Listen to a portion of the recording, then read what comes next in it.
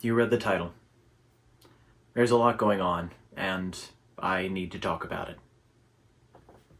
Before we get into the meat and potatoes of why I am making this video, I do want to quickly acknowledge that Going Up got funded. We had a successful Kickstarter run and we're currently in the early stages of productions. By the time you're watching this video, I will have ordered our final prototype, and Connor and I will be actively working on shipping plans and finalizing surveys to send out to our backers. So thank you. Really, this is a dream come true.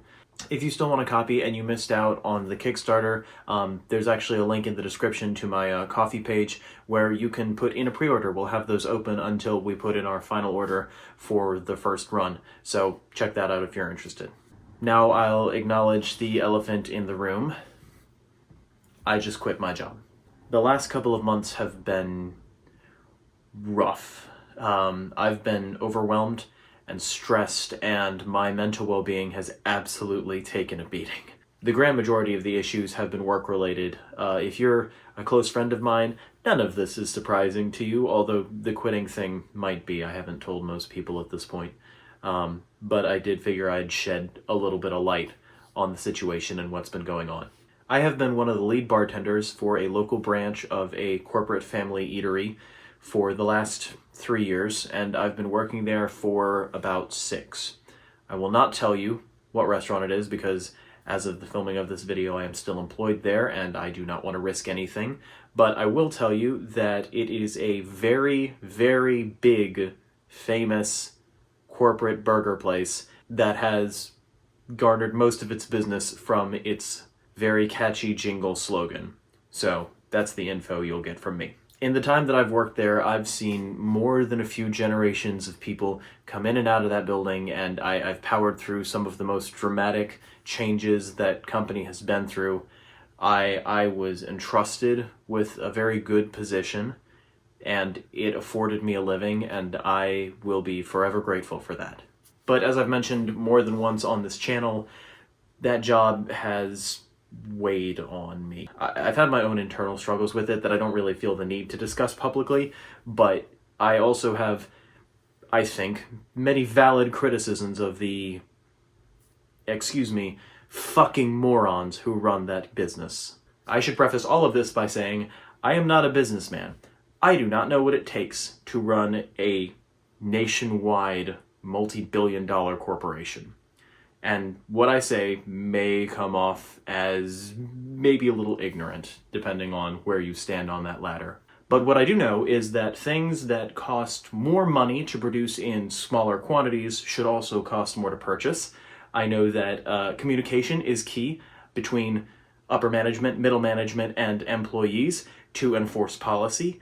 I know that if you want to provide incentive for people to come back, maybe the systems you put in place should probably work. And I also know that a beer by itself should not cost more than the beer with a shot of liquor in it. Recently, my corporation picked up a new CEO who decided that he hated the service model that my company spent 3.5 years and millions of dollars developing. So on a whim, he decided that he would scrap the whole plan and go back to a more typical model, against the recommendations of all of the top performing stores in the company, mine included. There was no plan to transition from one system to another. Management was given the parameters they were to meet and told that they had 2 months to figure it out. This was a huge ask. This included shifting entire job categories, not just job titles or codes, a change in how hours were processed, how many people were on the floor, and by proxy how much money everybody was making, a complete reversal on how cleaning was managed, and they were giving no information on how any of this was supposed to occur.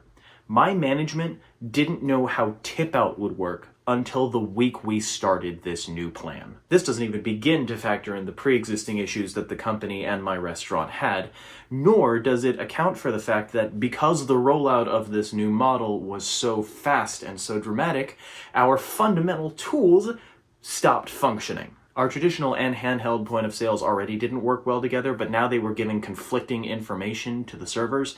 Gift cards could only be processed manually. Royalty rewards just didn't show up, the list goes on. Basically, because of this huge change, already existing problems were exacerbated, and the unknown factor caused everyone to stress. The job became worse. I reverted to being angry every time I walked in there, which is something that I worked really hard to get rid of in 2021. One of the reasons that last year was so great for me was, for the first time in the 5 years that I had then been working for the restaurant, I felt like I had some stability. I had consistent hours. I had consistent regulars. I had consistent money. And because of all of that, I was allowed to focus my free time and energy on things that I love. And as the end of last year rolled over into this year, it became increasingly clear that all of that was going to be taken from me. In truth, I actually considered not releasing my end of year video from last year because it felt almost disingenuous to do so. I was at a pretty low point when I started working on it, and admittedly it wasn't all work-related stuff. I make it sound a little dramatic, but most of it was, and I questioned whether or not it was honest enough to say all of the things that I said in that video, to end the year on such a positive note. But despite the waves of emotional instability, I decided that it would be better to put something positive out to top the year off. And I just don't feel very positive right now. So now you're saying, okay, Jamie, why are you telling me all of this? What does this have to do with me? There are a couple of reasons. The first of which is I just felt the need to. As part of a kind of therapy supplement, I've been intentionally taking time to talk about my mental health and my emotions and thoughts to a camera.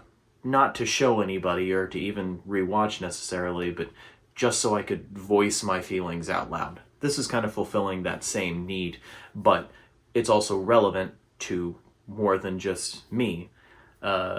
Because moreover, this change may also affect the stuff that I'm currently working on or planning on working on for the remainder of the year. I talked a big game at the end of last year of all the stuff I was going to do this year, and my intention is to follow through with all of that.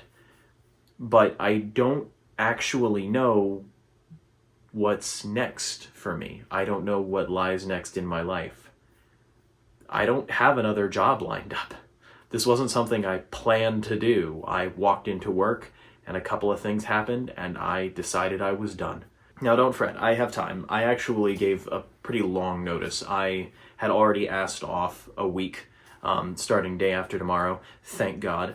But I gave a full month after that before I would leave, because not only am I leaving, but my other lead bartender is leaving for completely different reasons. So they're going to be out, both of us. And that's going to be a big shift for them. And I didn't want to leave them in the weeds completely, nor did I want to screw myself over.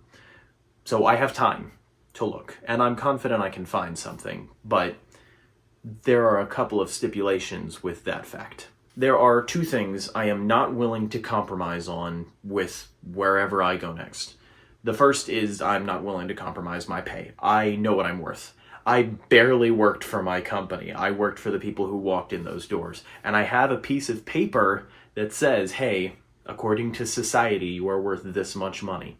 And I'm not really mad about that. But moreover, I'm not willing to take a major cut on that. If I'm not making quite as much as I am right now, that's okay. But I'm not taking any more than like a 20% pay cut. I'm not doing it.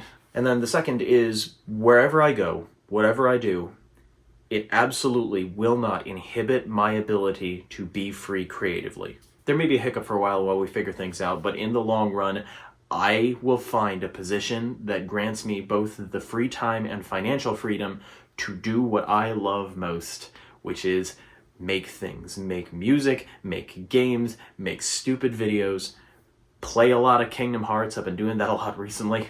And I'll be perfectly frank, my restaurant is not perfect. It may be one of the top performing in the company, but it's still got its fair share of issues. But despite all of them, and there are a lot of them, despite all of them, I didn't actually want to quit. For better or for worse, it was a big part of my life.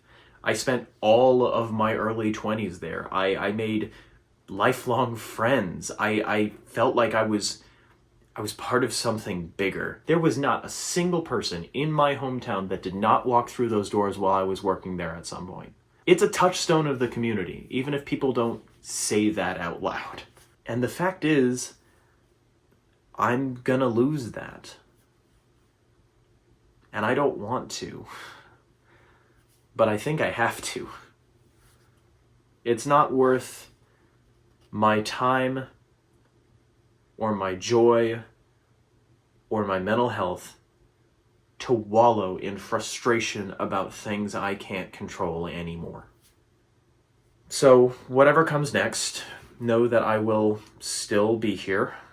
I am grateful for all of the opportunities that I have been afforded because of that place, and I don't plan on wasting them, and I'll be okay. It might be a bit, but I will be. I have to keep saying it. I'll be okay. Thank you for listening. We'll speak more soon.